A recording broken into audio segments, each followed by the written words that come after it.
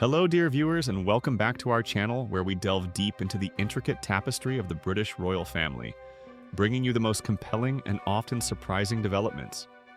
Today, we're unraveling a story that seems to speak volumes about the ongoing complexities and subtle power dynamics within the House of Windsor, a tale of perceived slights, swift reactions, and what appears to be a very pointed move by Buckingham Palace itself.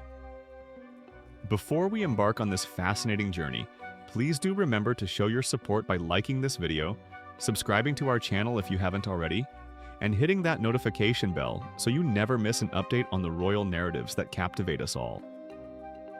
Your engagement truly helps us continue bringing you these in-depth explorations. Now, let us turn our attention to recent events that have once again brought Prince Harry, the Duke of Sussex, squarely into the spotlight, alongside what many observers are interpreting as a deliberate strategy from the palace to redirect public focus. It appears that a fresh rift has emerged, or perhaps an existing one has been exacerbated, leaving the Duke of Sussex reportedly quite infuriated. The crux of the matter, as whispers from within royal circles suggest, is Prince Harry's profound belief that certain courtiers, often dubbed the men in grey suits, have been actively attempting to downplay what he considered a genuinely warm and meaningful meeting with his father, His Majesty King Charles III, during his recent visit to the United Kingdom. This private reunion, occurring last month, was for Harry a significant step, and the subsequent narrative circulating seems to have deeply vexed him. Let's rewind a little to Prince Harry's 4-day tour of the UK. This visit, undertaken to support the various charities and initiatives he continues to champion in his homeland, garnered a remarkable amount of positive attention from the British press. This, dear viewers, is a rare sight indeed, since the Duke and Duchess of Sussex made the momentous decision to step back as senior working royals in early 2020. His engagements were met with a surprisingly favorable reception, a testament to his enduring commitment to these causes. Amidst what was undoubtedly a busy and carefully choreographed schedule, a profoundly personal moment occurred. On Wednesday, September 10th, Prince Harry was warmly received by his father, the King, for a private tea at Clarence House. This wasn't just any meeting, it marked their first face-to-face encounter in nearly 2 years, a significant milestone given the well-documented strains in their relationship. Such a reunion, one would imagine, held immense personal importance for both father and son. However, the narrative surrounding this seemingly private and hopeful reconciliation quickly took a turn. Soon after this much-anticipated reunion, a report surfaced in a prominent publication, the Daily Mail. This report suggested that a special, albeit non-working role was being considered for Prince Harry. The speculative position would have allowed him to attend public events, not as a full-fledged working royal, but perhaps in a capacity designed to alleviate some of the considerable burden currently shouldered by his elder brother, Prince William. Such a possibility, however tentative, offered a glimmer of hope for a potential pathway, however limited, back into the institutional fold for the Duke. Yet, within mere hours of this intriguing report, a wave of insider briefings began to emanate from sources close to the palace. These briefings, rather than confirming or even gently dismissing the speculation, offered a starkly different interpretation of the private tea. They painted a picture of a formal meeting, devoid of the warmth and reconciliation that Harry reportedly felt.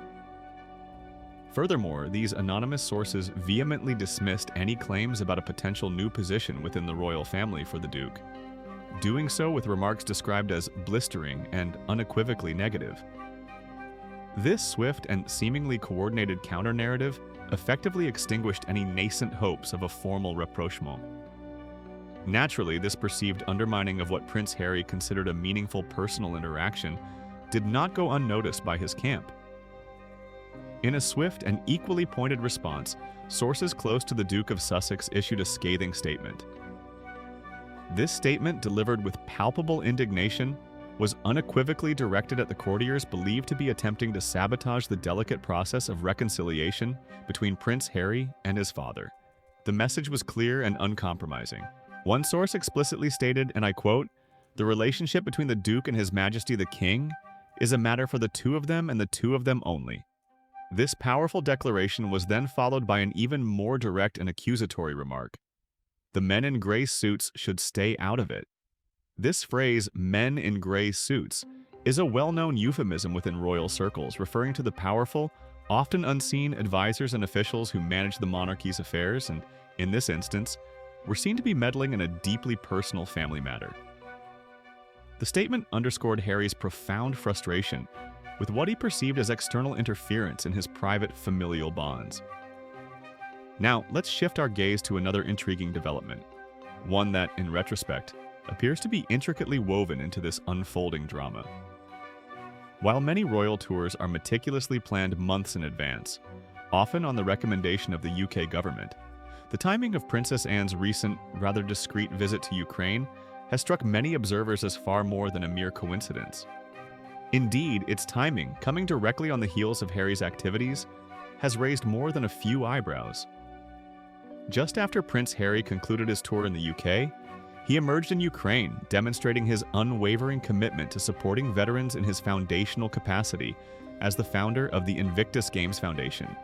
This visit, as communicated via a statement from the Sussex office, offered first-hand insight into the work of superhumans, experts in recovery and rehabilitation, who support more than 150,000 seriously wounded Ukrainian servicemen and women.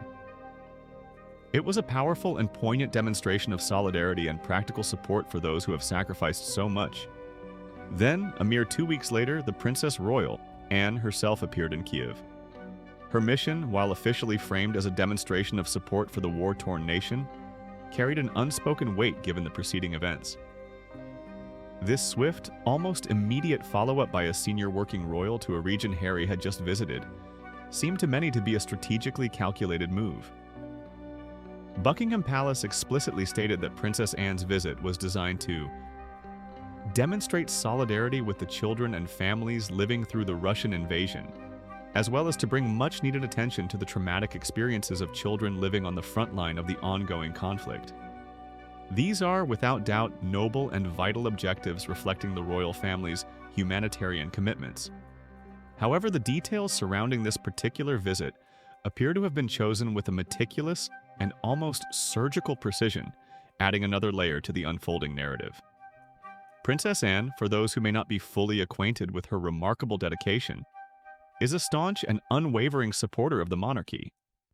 She has, throughout her entire adult life, dedicated herself with unparalleled commitment to public service, embodying the very essence of royal duty. She holds a uniquely prominent position, not only as the monarch's sister, but also as the esteemed Princess Royal, a title bestowed upon the eldest daughter of the sovereign, recognizing her significant contributions and seniority within the royal family. Many royal commentators and keen observers have interpreted this carefully orchestrated visit by such a prominent and dutiful member of the royal family as a subtle, yet unmistakable jab at Prince Harry. It could be seen as a gentle but firm redirection of the public gaze, perhaps even a subtle counter-narrative to any alleged hopes Prince Harry might harbor about a more significant return to the royal fold, particularly in light of the earlier speculation about a special role. While it is clear that the Duke of Sussex genuinely desires to maintain a good and healthy relationship with his family, particularly with his father and brother, there has been no indication whatsoever from his side that he wishes to return as a full-time working royal. His path, as he has consistently articulated, lies in his independent ventures and charitable work, albeit with a continued connection to his family.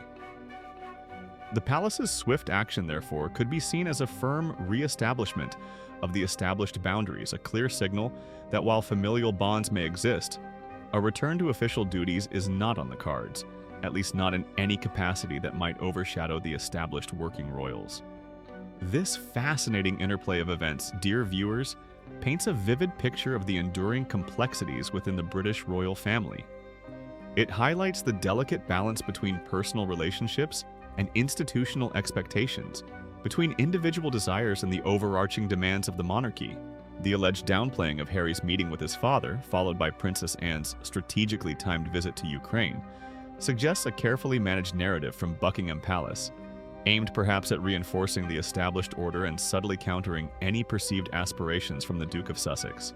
This latest chapter certainly gives us much to reflect upon regarding the ongoing dynamics, the subtle power plays, and the constant negotiation of roles and responsibilities within one of the world's most scrutinized families. The men in gray suits continue to exert their influence, and the Windsors continue to navigate a path fraught with both personal and public challenges. What are your thoughts on this intriguing series of events? Do you believe Princess Anne's visit was a deliberate countermove or merely a coincidental alignment of royal duties? Share your opinions, insights, and theories in the comments section below. We always appreciate hearing your perspectives on these compelling royal matters. Don't forget to like this video, subscribe to our channel for more in-depth royal analysis, and join us again for our next update, where we'll continue to unravel the fascinating stories from behind the palace walls. Thank you for watching, and until next time, take care.